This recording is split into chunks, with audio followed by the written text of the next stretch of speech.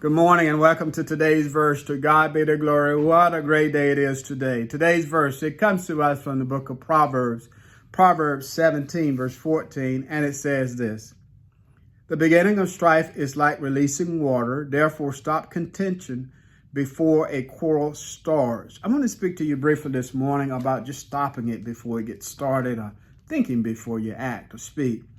Our verse, it uses an illustration of water being released. Now, I'm reading from the New King James Version of the Bible, whereas the NIV, it provides a more vivid illustration or metaphor of a dam being breached, illustrating the escalating nature of conflict.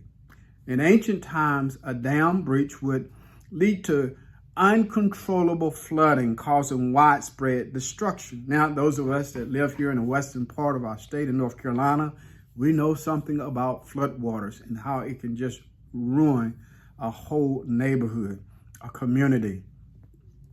In like fashion, small arguments or quarrels, if not restrained, can spiral out of control, causing major disputes with harmful consequences, destroying relationships between family members, friends, neighbors, co-workers, and so on.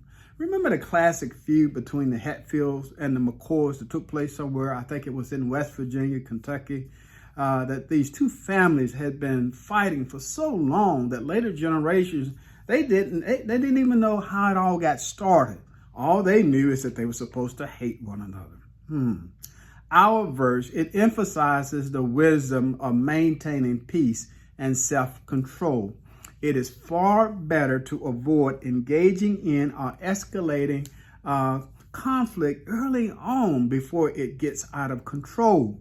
The principle of dropping the matter means listen, choosing to de-escalate, forgive, or walk away from unnecessary disputes and arguments before they get started.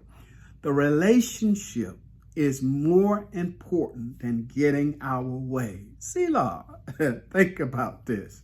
To God be the glory for the great things he has done. I pray that you would meditate upon this verse today, that you put it into practice. I pray that you would have a great day. Have a safe day.